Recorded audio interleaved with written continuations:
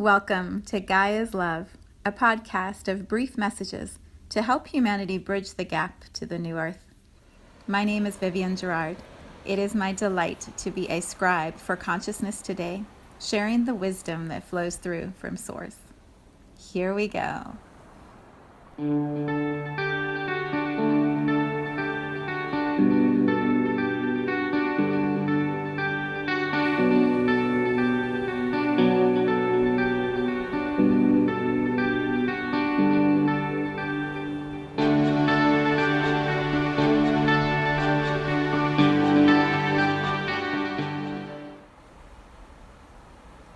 Episode 326. It is Friday. Here in Cincinnati, it is snowing outside, like really light, soft little snow that just makes everything kind of like a misty white when you look out the window. There's just a little bit of snow on the branches, and it's right in that fresh phase that is so beautiful. I don't think we're getting very much, so we're not going to have snow delays or cancellations, but today is really quiet and peaceful outside as the snow is falling. So I arrive, how do I arrive here today? Calm, spacious, a little unsure of this new flow. It's been so interesting this week. I have been on a pretty tight schedule for a while. My mornings have been very rigid. You know, I get up, I work out, I do all the recording of the book, creating the book that I've been working on so far this year, and then move on with my day. And so I stopped when I finished the book last week, and then Monday I had the podcast, and I've had a few days of not having my normal morning routine, and it's been so fascinating how it feels in my body.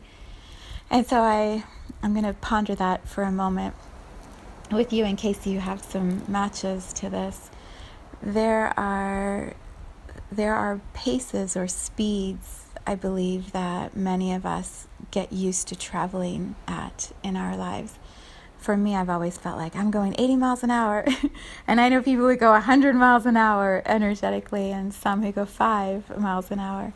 And everyone has their own sort of flow and rhythm and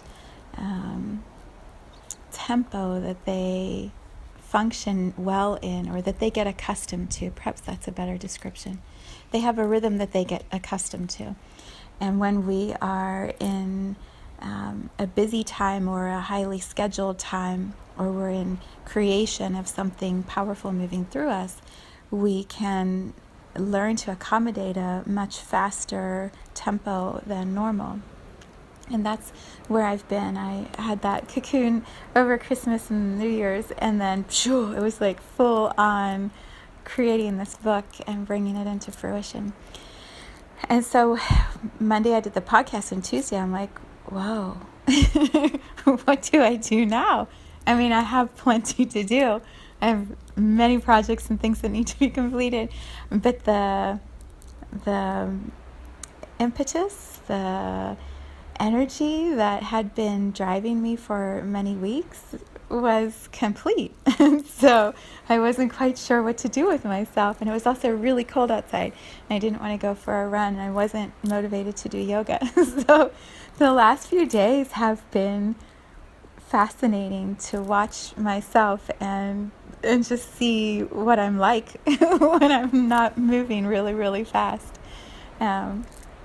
And it's funny when I say that, because from the outside it doesn't look like I move very fast. I sit and meditate and record, and my sessions are all sedentary on the phone calling. Like I don't look like I do very much, but there's a lot of energy that moves through my body.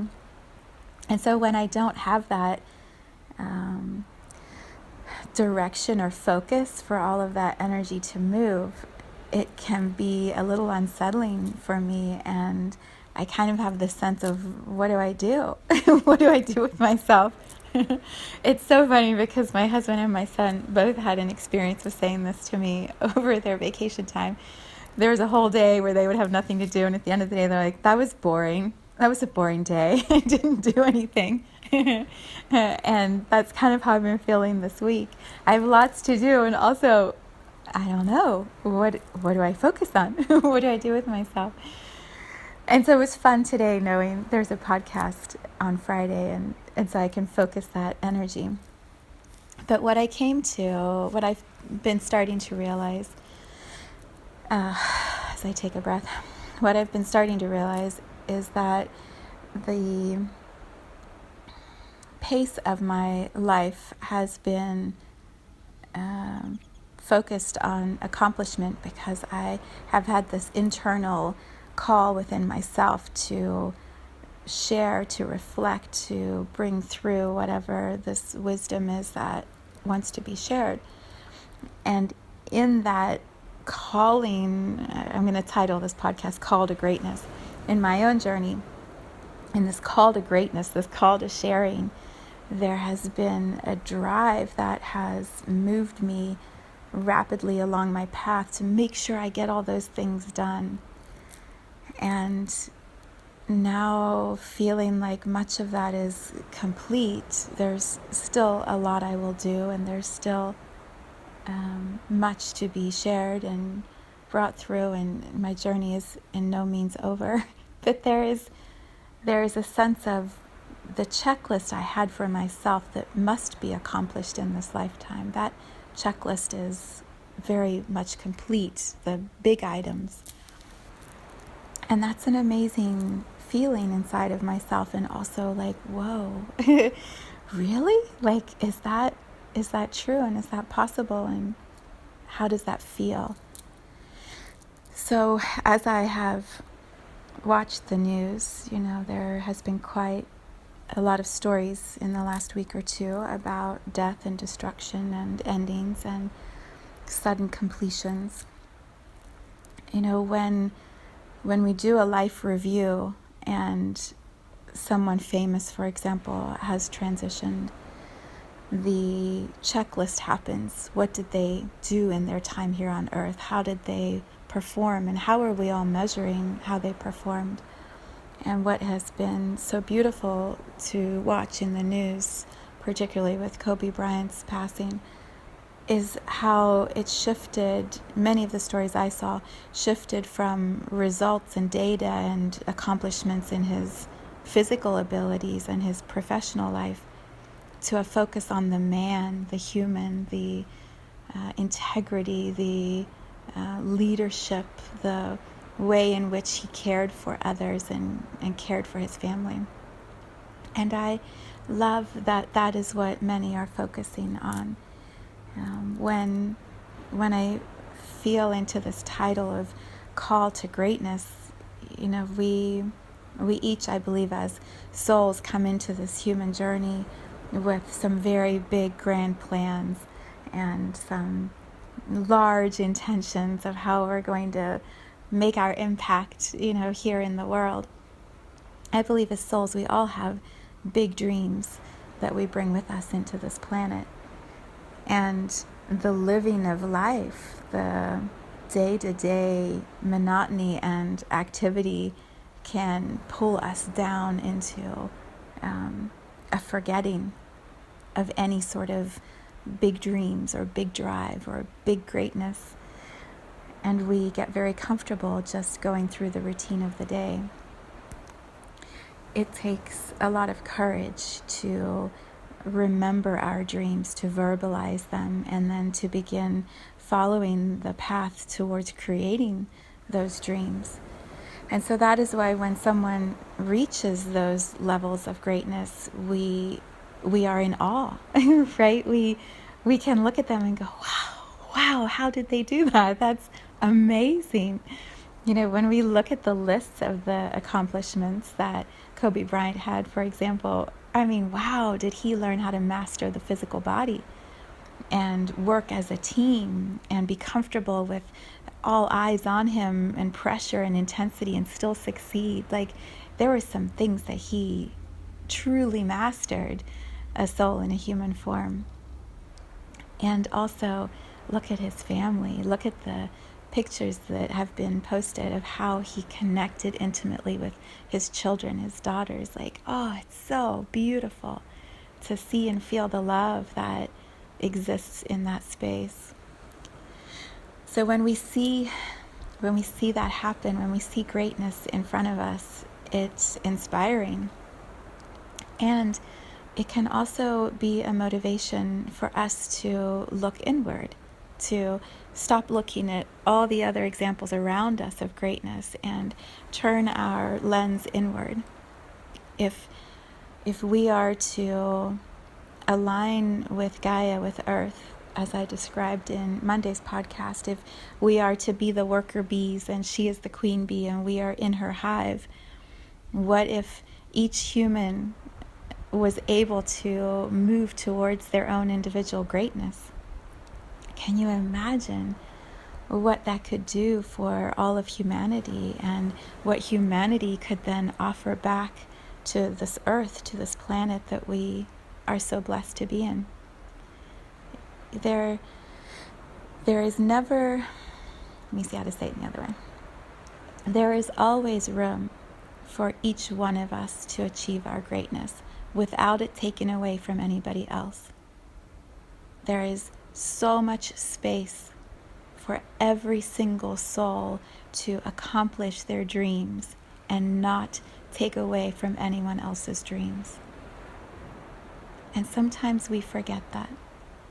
When we are in the routine of going through the day and getting up, and there's only so much room on the highway for all the cars, and there's only so many hours in the day to do the checklist, and there's only so much whatever your story is that you have lack about.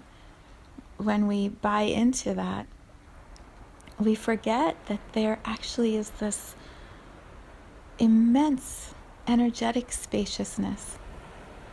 And as we each move towards our own greatness, our own dreams, fulfilling our own soul's checklists of what it is we came here to do, it pings open other awakenings, other opportunities, other pathways for all of those around us.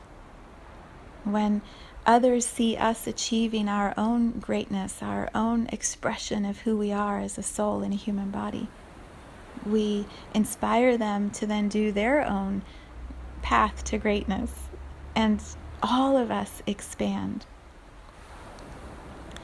It's much like perhaps the internet. Maybe when it first started, everyone thought, well, there's only room for so many people to be in this virtual space at a time. More and more and more people keep playing on this internet, whatever this virtual technology is. And then more and more businesses keep expanding on there, and more money keeps moving through the internet, and more apps and platforms keep getting created. It just keeps expanding. The only limit is in the physical managing of it in your own computer or phone with data, and eventually you just clear it out and you make room for more, and then you get a bigger phone or you get a bigger computer. There really is no end to how we can all create. So as I shared on Monday, Gaia 2020, perhaps the subtitle for today's podcast is Humanity 2020.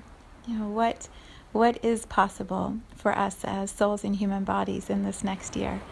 I would say anything and everything. All is possible.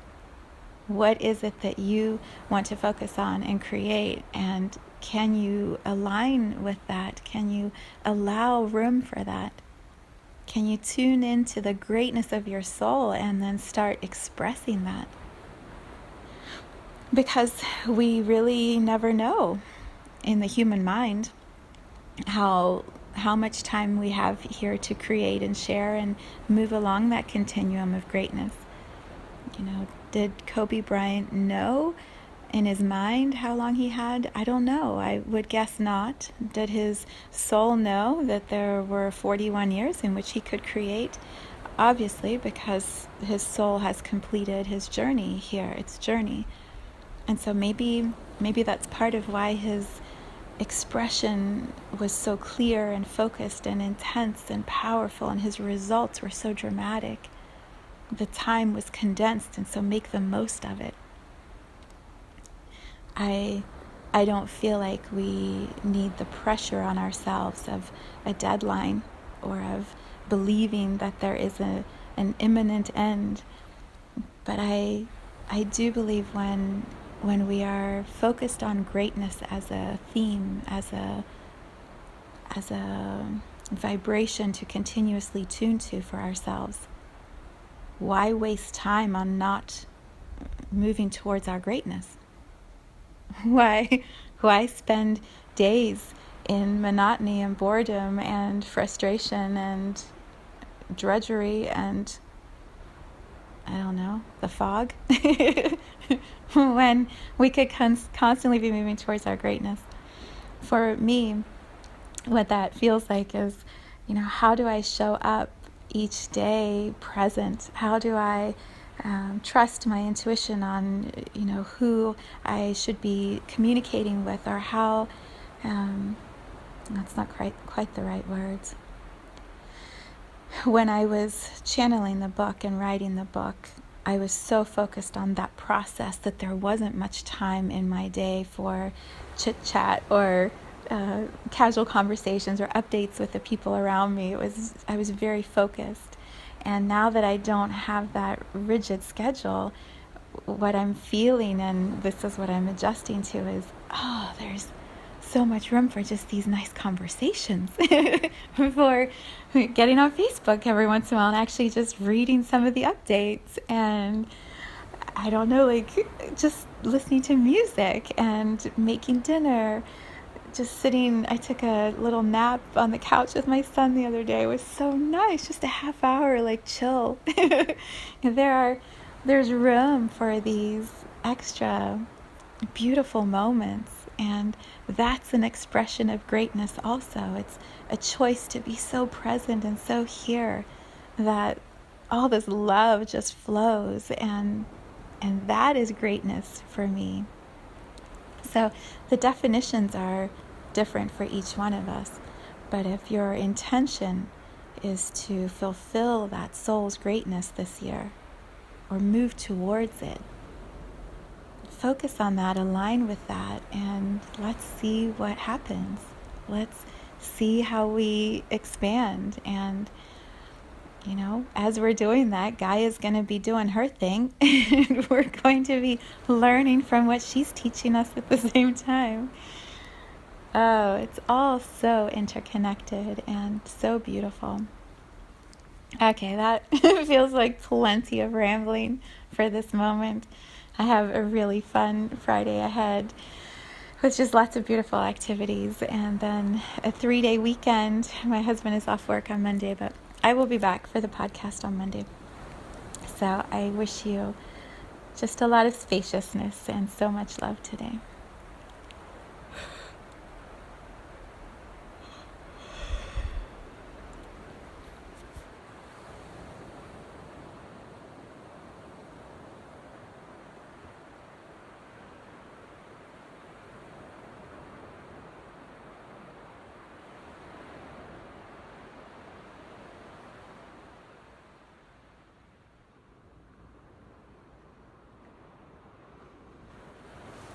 Thank you for tuning in to this vibration of pure love.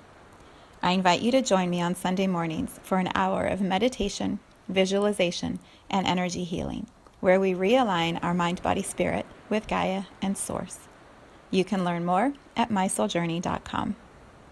Let's take this message of Gaia's love out into all of our relationships and communities today. So much love from my heart to yours.